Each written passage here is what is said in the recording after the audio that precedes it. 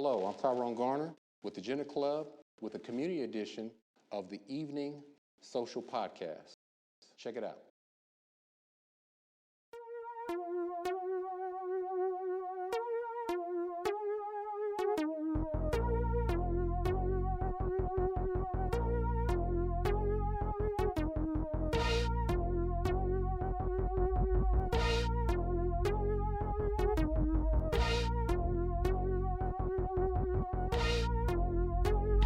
Hello, this is our first community edition of the Evening Social Podcast. I'm your host, Coach Mo. Tonight's episode is brought to you in part by the top 100 pizzas in the nation here in Wyandotte County, Wilson's Pizza and Grill off of 18th and Quindaro, 1801 Quindaro and KCK. The Jegna Klub's vision is to build a community of individuals with an entrepreneurial mindset that are economically independent, working in harmony. The community edition is specific in highlighting our community leaders, honoring success within our community, and tackling the issues that hold our community. Tonight's guest is from the DOT, sat on the Kansas City, Kansas Community College Board, sat on the KCK Housing Authority Board, is a former deputy police chief, and records going back to 1886 say that while he earned 51% of the votes, he is the first elected black mayor in KCK. We have tonight our mayor-elect, Mr. Tyrone Garner. Thank you. Nice to have you here tonight. Yes. So we are pleased and excited to be here at Kinship Cafe, another business here in Kansas City, Kansas, 719 North 6th Street, and our partnership with them for tonight's community edition episode of the Evening Social Podcast, and it is entitled Reimagine Wyandotte County. Still holding to part of the definition of the word Jegna, that is an Ethiopian Aramaic word. Tonight, what we're going to do is not be afraid to speak truth to power and have what some people might call hard conversations, but they're just putting the truth out and just being direct. So I'd like to start, as we start all our evening socials, with what we call an icebreaker. Our icebreaker is brought to you, segment is brought to you by Drip Ultra Pure Water. It's one of the best waters, and it is also a KCK product from our guy, David Jordan. So let's get right into it. If you could have lunch with one person from history, who would it be? I like Colin Powell. And the reason I say that is Colin Powell is really big on leadership. Okay. And when you talk about the position that I'm in, and I just want to say thank you to Wyandotte County for seeing something in me to at least forward me into this position of leadership to be the voice for the community. But leadership is really important because everything that is done or that needs to be done or that is failing to be done, you can always relay back to leadership. So I like Colin Powell's principles. And I like the level of leadership that he provided throughout his successful career. Okay, I like that. Colin Powell that's a nice person to meet in history. Let me ask you, what would you say is your biggest accomplishment in life? My biggest accomplishment in life has to do with pretty much I believe now over 35 years of public service, giving back to the community and just putting people above myself and doing things bigger than myself. The accomplishments I look back on aren't just what I've done, but what I managed to do with other people in collaboration and building those strong relationships to bring about positive change, not for myself, but for people's lives. And when you look at my majority of my professional career, that was really done in law enforcement, not just looking at how to keep the community safe, but also working with the community to find ways to prevent crime, and working on a lot of the social issues that really facilitated and impact the perpetuation of crime. And that ties into my role on the Housing Authority Board and in the community college of just when you talk about people and really valuing people and doing everything you can to make sure that people have the opportunity for success and trying to impact their lives in a positive way. So that's really what's important to me. Okay, I like that. You watch TV? Not very much. Not very much? No, not very much. But when I do, it's usually the news. The news? Yes. Okay. All right. So would you have a TV series that interests you that you would watch? several times? Not so much a series, but one of my favorite movies was The Color Purple. The Color Purple? Yes, and I can watch that over and over and over again, so yes. So not so much a series, but that particular movie, yes. Celia. There you go. Okay, all right, I got you.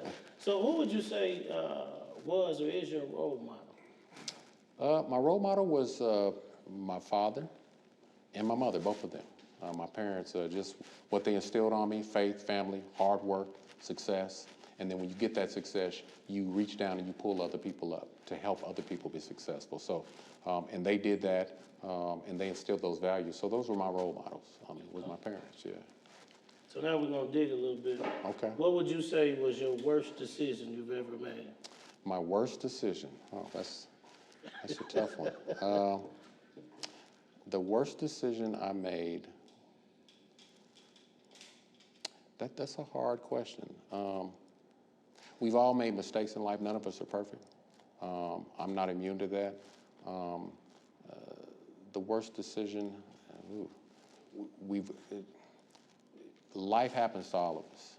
And so when you talk about decisions I've made in my life that impacted my life, failure has been one of those things that has been the greatest teacher for me.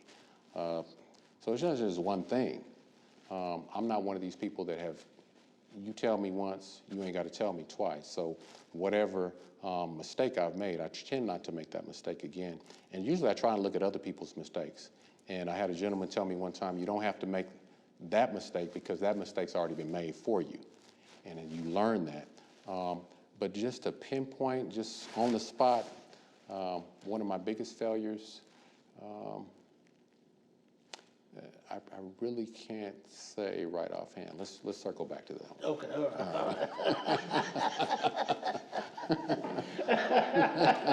Hey, in my notes I said he's not gonna answer. There you go. I could have said it better myself. Yeah. Okay, two more, then we gonna move on. Okay. This one here, let's see. What is the best song to describe your life right now? The best song to describe my life. Never would have made it. Oh, Yeah. okay. You know, if that's the right term, but you know who I'm talking. Never would have made it without God. I mean, my faith is really important to me. So yes. Okay. All right, I like that. This one. What is the worst punishment your parents ever gave you? Well, I come from that generation where whoopings was a common thing. Yeah, so it wasn't so much what was the worst. It was the consistent. If I did something wrong, I knew I was going to get that good old-fashioned butt whooping. So that type of discipline. Here I am today. You see what I'm saying? It molded me into just saying, okay, here's the discipline. And I know my parents, they didn't beat me, but they did spank me, and there's a difference between that. And really that taught me the discipline and to respect certain things and people. And so, and that's, so those punishments were really things that molded me into be the man that I am today. So, I mean, like I said, my parents mean everything to me. I value them. And if I had to go back, some of those types of disciplines I needed, because I would not have gotten those, I don't know where I'd be right now. You follow me? Yeah, and so just my parents at least following biblical principles based on their beliefs to just discipline me in a way that ultimately after that, the talk occurred. Here's why I did it. Here's what we need you to do.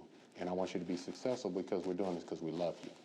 And that's what's really most important to me. So I understand that my parents, they didn't believe in sparing the rod either. Yeah. Make sure but I know that I needed it. Yeah. And when I did get it, it was for a purpose, and it was a learning experience. So it always came with this is what the issue was. This is what you did wrong. This is how you cannot do it again. This is what we'd like you to be successful. And it was the last option. Yeah, correct. Yeah, that wasn't just the first go. Yeah. 90% of mine had been repeated. It had been repeated. Yeah. So, all right. Well, we're gonna move on to a little background. Okay. Our background section is brought to you by Sweeties Teas. Sweeties Teas is also another Wyandotte County product by Miss Erin Jones. Great tea, I'm telling you. She's got several different kinds. You're going to have to try. You'll like it. Okay, all right. All right, so where did you graduate from? What high school? I graduated from Wyandotte. Bulldogs. So, Can Bulldogs. you say that again? Bulldogs. Bulldog. Went to Wyandotte. We're going to throw the big W behind it. Yes, Wyandotte. Wyandotte. There you Bulldog. go. I just wanted to make sure that came You already out. know. Theo, you hear that? Bulldog. I just want to make sure. There He you go. always telling somebody, make sure you understand it. Bulldog. Wants a bulldog. Wants a bulldog. I like sabers. I mess with you. He's saying that, but he got a red camera. Because he wanted to be a bulldog. You see what I'm saying? Right. You know what I mean? Hey, low key, he started out as a bulldog. Right. He don't want nobody to know that. So he is a bulldog. Okay. So after graduating, 1987, you joined the Kansas City Police Department as a cadet. I did. So how was that as a cadet? That occurred, I was in high school, and my mother, back when, people used to read newspapers, she was funneling through the newspaper. There was an article where they were recruiting for police cadets. And my mother didn't give me an option. You're gonna go down there, you're gonna fill out your application, you're gonna take that test, and that's what you're gonna do. Yeah. And so I did that. And back then, there was a lot of kids that put in, and I believe I was one of 7 that made it out of it. And I'm talking about hundreds of kids. And we took a test at the Rearing Center, and I managed to be one of those fortunate 7 that made it through. And I passed and was accepted before I graduated from Wyandotte. And the benefit was they paid for your college, you worked, and they gave you a salary. So it was really lucrative, as a kid, okay, I got a job, I can go get my education, everything's paid for. They hired me before I graduated. And so after I graduated, I went right to work. I believe I graduated maybe on a Wednesday or Thursday. That following Monday, I went right to work. The only predicate was I had to keep my grades up at a certain level, naturally stay out of trouble, and just be prepared to go to work. And that was the commitment. And then that's how it started. Okay. I just want to reiterate the fact that you was one of 7, a bulldog. There you go, bulldog. One of there you 7 out of hundreds. Out of hundreds. And you actually took the test and passed it while you were still in school, getting that Wyandotte education. That's right. That's right. I just wanted to make There you go. I just want to make sure. USD 500 all the way. We are a product. Okay, there we go. Now, as you move through the police department, as we move through there, you made detective. Well, let's back up. Okay. I started, I believe, in June or late May of 1987 as a police cadet. Okay. I worked till November. The city was in dire straits financially, so they laid us all off. Okay. With no guarantees that they would hire us back. And my mother came to me and she basically said, you got to get a job, or you got to get in school, or you can't, grown men just can't sit around here and do nothing. And so my father came to me that night, spoke to me, and I guess he had already spoke to my mother because he came prepared with a pamphlet full of pamphlets of Army and Navy recruitment brochures. Okay. And so I looked at them and I signed up and did everything I needed to do. And so that November I was laid off. That December I was in Anniston, Alabama, going through training, and joined the Army, did my time in the Army. While I was in the Army, believe it or not, I was actually in Germany, and I got a letter from the city saying we've reinstated the cadet program, but I was tied to the military, so I couldn't come back. But they held my job, and so after I successfully completed my service honorably with the U.S. Army, I separated, and I went right back to work with the police department. Okay. And what year was that? I believe that, don't quote me, I believe that was 91. Okay. And I went through the academy, and I came out of the academy, I believe, in 92. Okay. Yeah. All right. Okay. Now, from there, you did eventually make detective? I did. I was, from what they tell me, I was the youngest African-American recorded to ever be promoted to the rank of detective. So are you reading my notes? Because that's what I was going to do. I already know. Oh, I lived it. okay. Oh, that is your life. My bad. Okay. Okay. So how did that feel? It felt good.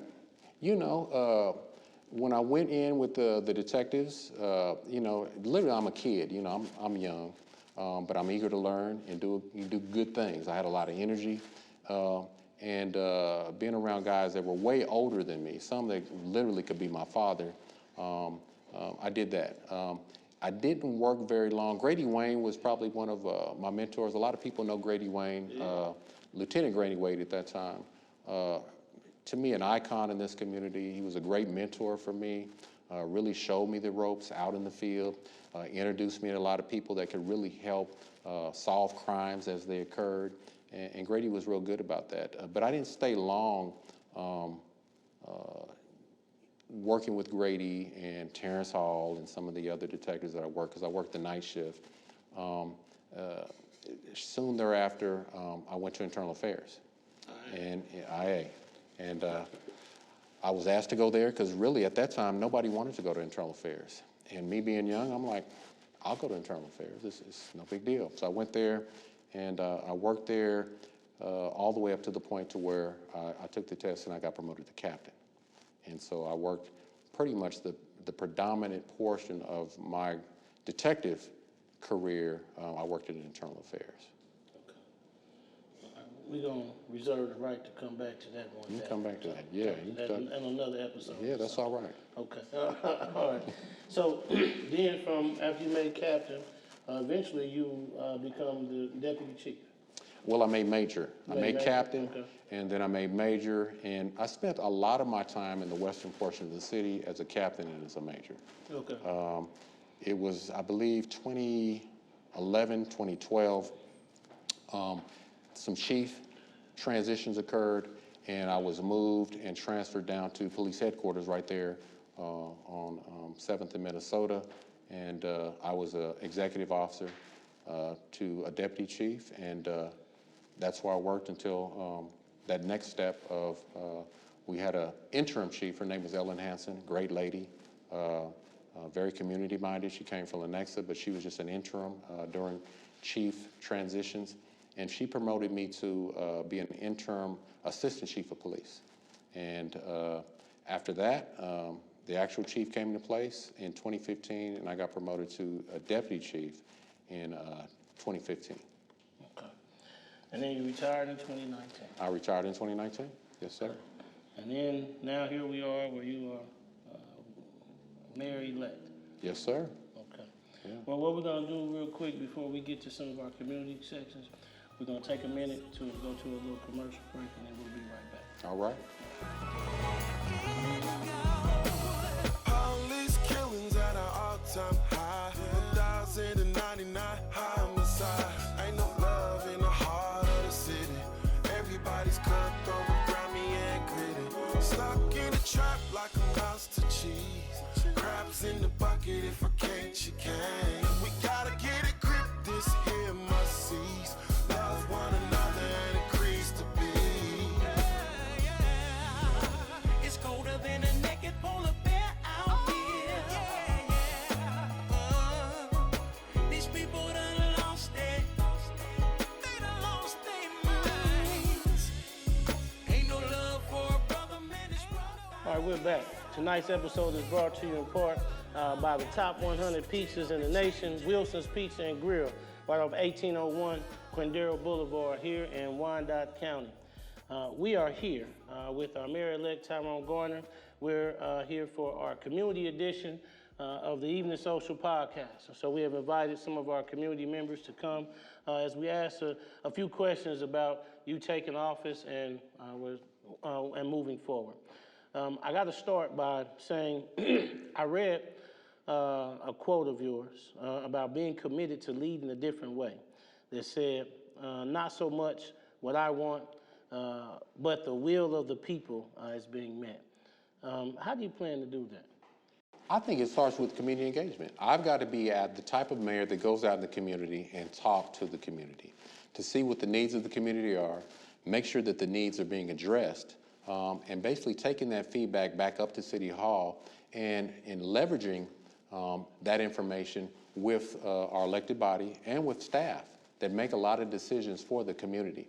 I really want to take the lead in making sure that, whatever the values are of our community, whatever the needs are in our community, and whatever they want from their mayor and their commission and their staff that work up at the unified government, because we're all public servants, that I do my part to be a strong voice for the community in making sure that we push those things forward. And so that's really what that means. Well, we appreciate you wanting to be visible. I appreciate you coming here, starting that visibility with us. And we think that's important. I know I do. I think it's very important. If we are going to make change, we have to be part of that change by physically being a part. It's hard to be someone who just pops in here and there and then make change.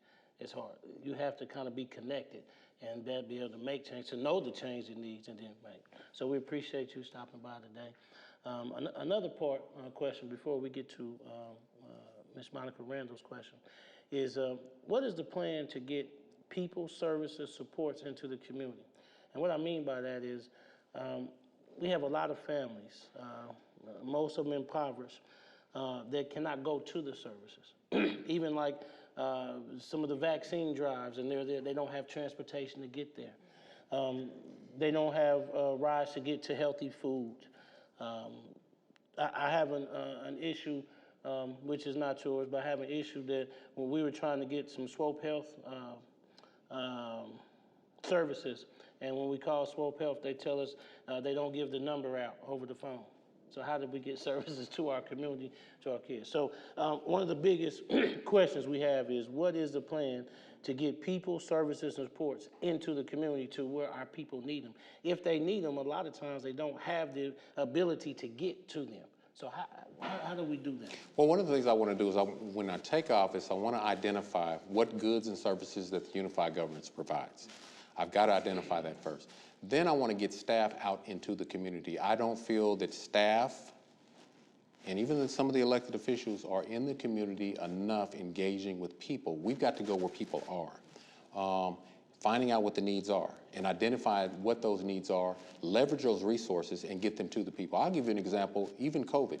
There were 2 vaccine locations, correct? Mm-hmm. One of the things, and this was an idea that was given to me by a retired fireman, and that's the benefit in meeting with people, not just to get needs, but to get, most people know what they need and they know what those needs look like, and they can probably give you better ideas on how to get those delivery of goods and services to them. So this fireman told me, he said, Brother Garner, I was a fireman. You know that the EMTs and paramedics, they can give injections.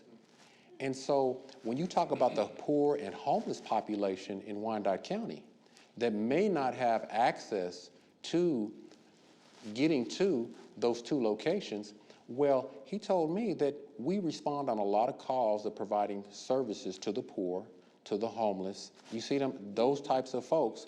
He said, we're giving them injections of different things anyway. Why not add a COVID shot and give them the option of saying, would you like your COVID shot? He said that could help take those numbers to where we want them to be of people that are vaccinated.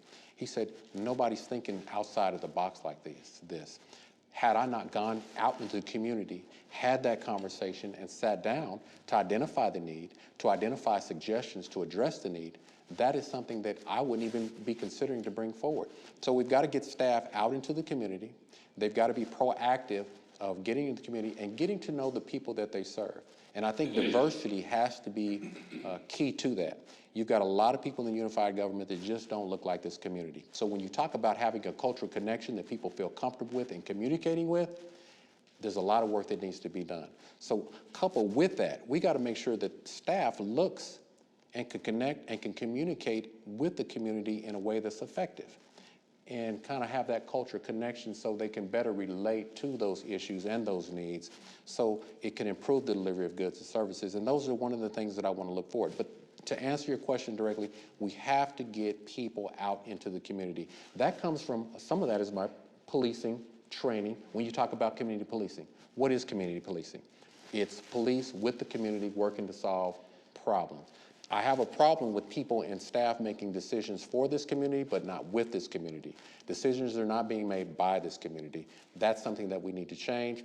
That can improve the quality of life, the delivery of goods and services, and a lot of other things that we know are needed in this community. So it's really simple. Get from behind City Hall and get out in this community and know your community and find out what those needs are.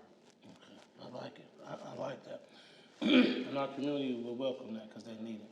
Now, we have Miss Monica Randall, who is a principal at one of our local grade school, elementary schools, Eugene Ware. She has a question from the community for us. Good evening. Hey. Congratulations. Thank you.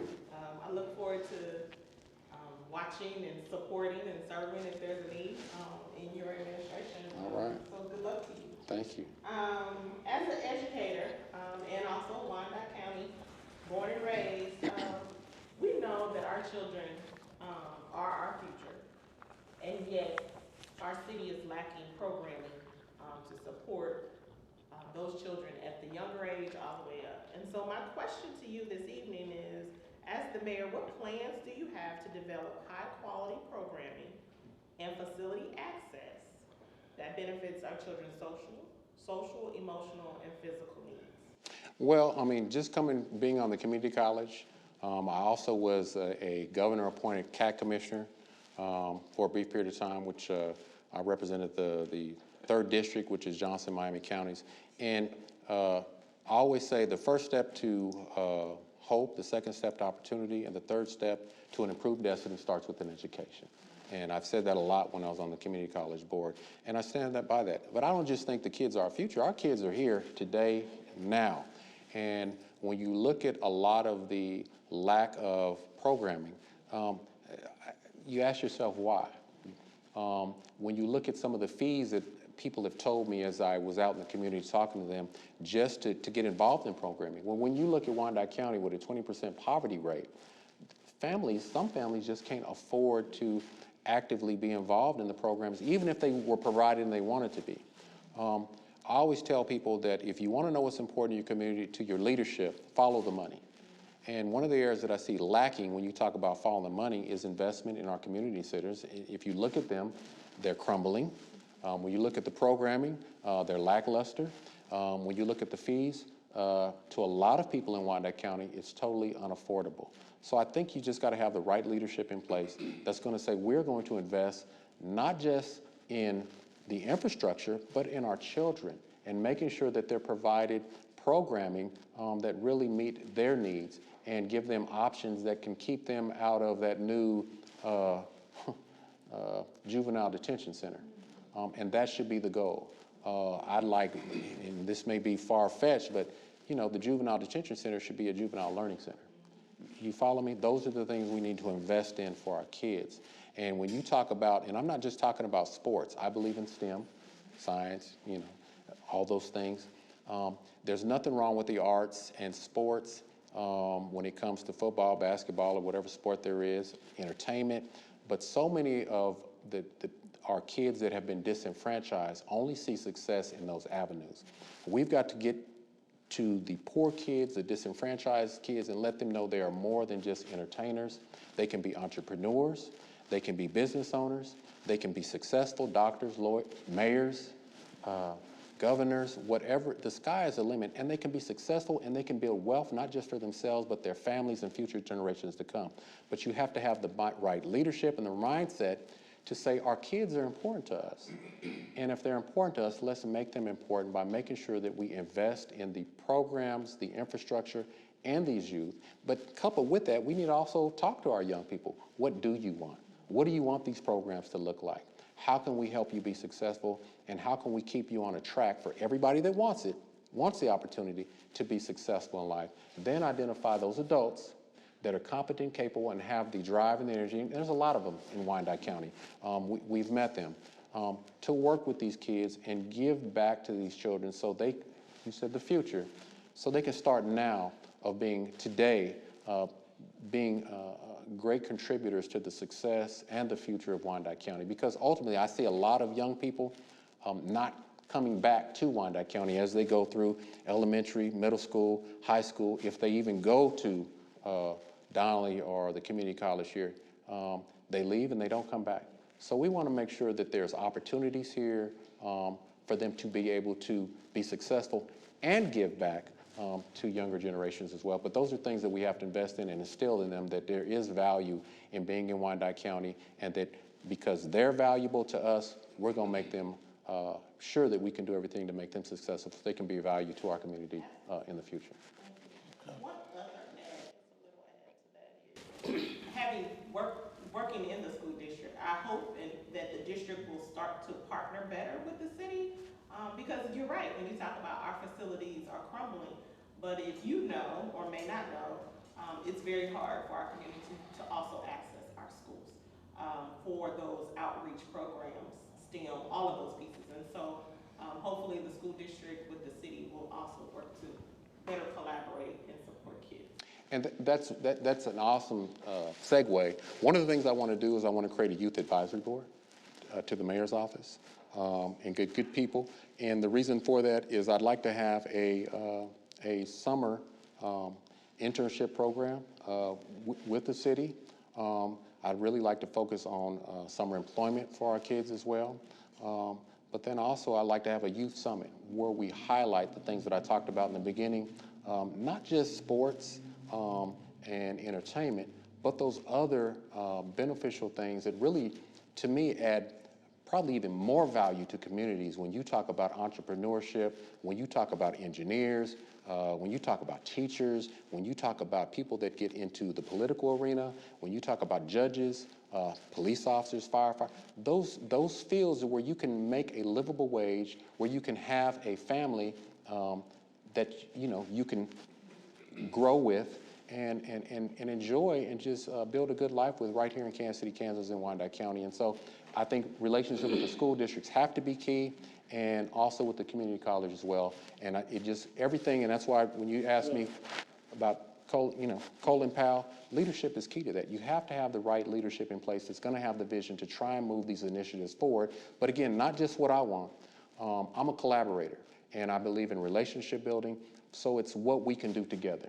And I said that during the campaign, and I say that it's not so much of what Tyrone wants or what Tyrone can do. I really want to work with this community and realize what we can do together and share in that success. And we can all share in that success. There's a lot of opportunity for that. There's enough at the table where everybody in this county should not go hungry, period.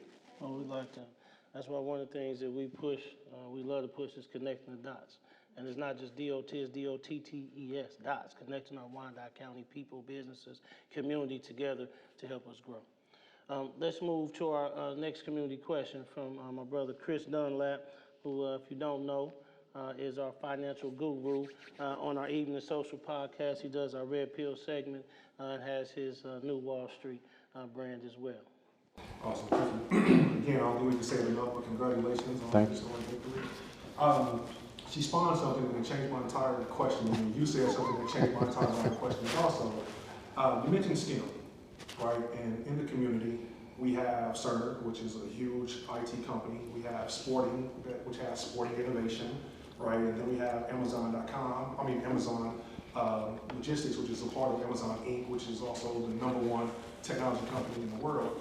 How do we not only have the community and the mayor office partner with the schools, but how do we also have the city partner better with those companies, to where those companies actually pour into the community to help upskill adults that are working, right, or those that are changing careers, to hire them not just for entry-level positions, but help them get some of those IT skills to where they can get higher paying positions for Wyandotte County citizens?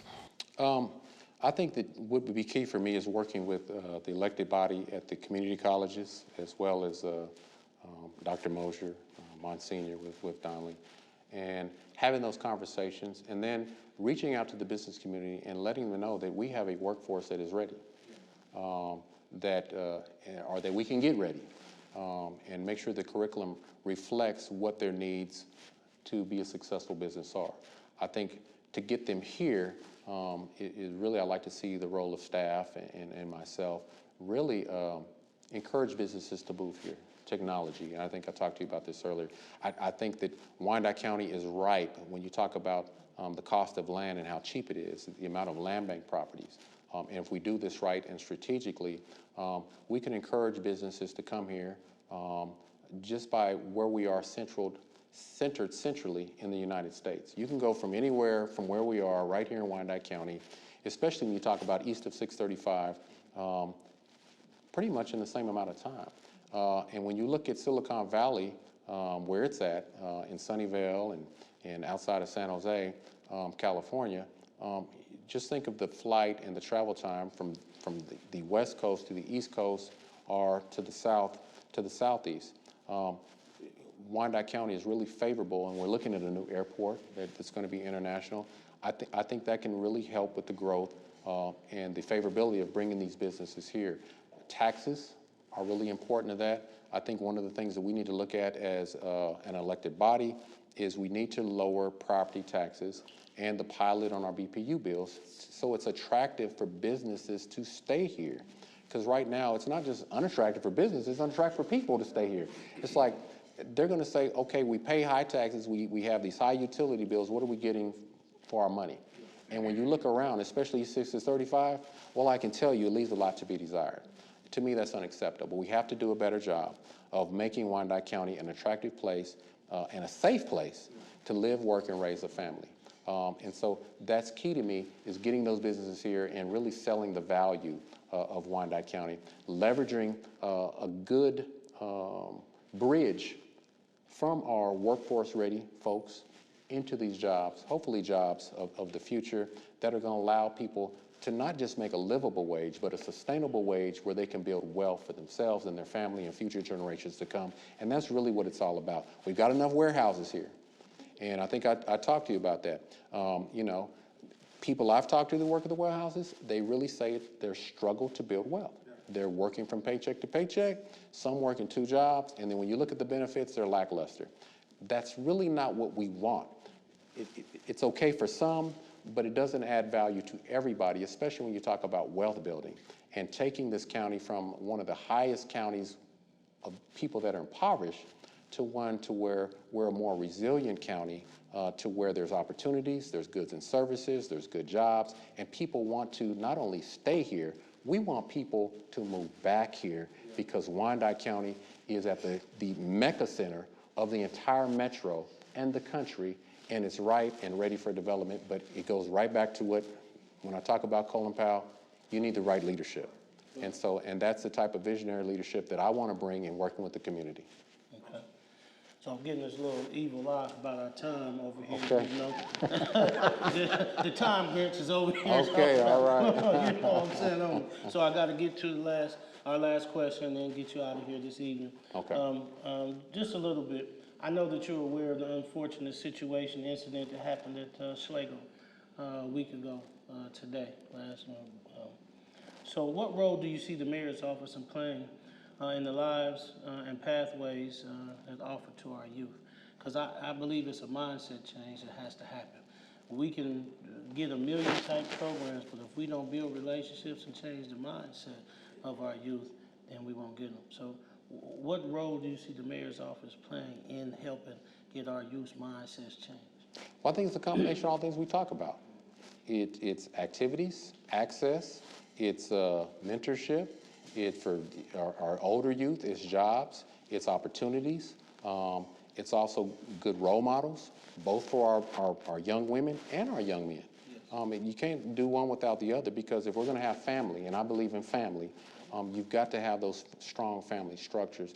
But I believe you got to have people that you got to have people that care about our children. One of the things that I would do from the mayor's office is I'd like to build strong relationships with our educators, with our not-for-profits, with our everyday folks, such as yourself, that are out here in the community mentoring, talking to kids, and spending that time.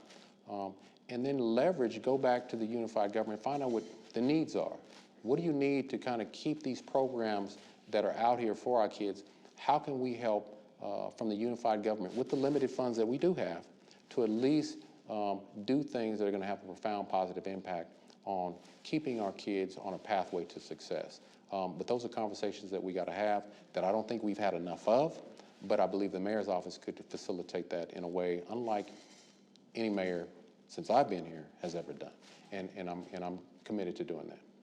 Well, we appreciate your time coming by, and I can definitely say that we are looking for a reimagined Wyandotte County through your leadership. Now, tonight's episode was brought to you again by Wilson's Pizza and Grill right off 1801 Quindaro Boulevard. We are here at Kinship Cafe in Wyandotte County, and this will be the end of our episode tonight. We appreciate it. This is our first edition of the community edition of the Evening Social Podcast. We're looking to have more to sit where we can sit around the table and speak to our community leaders about the growth of our community. All right, this is Coach Mo, and we're out.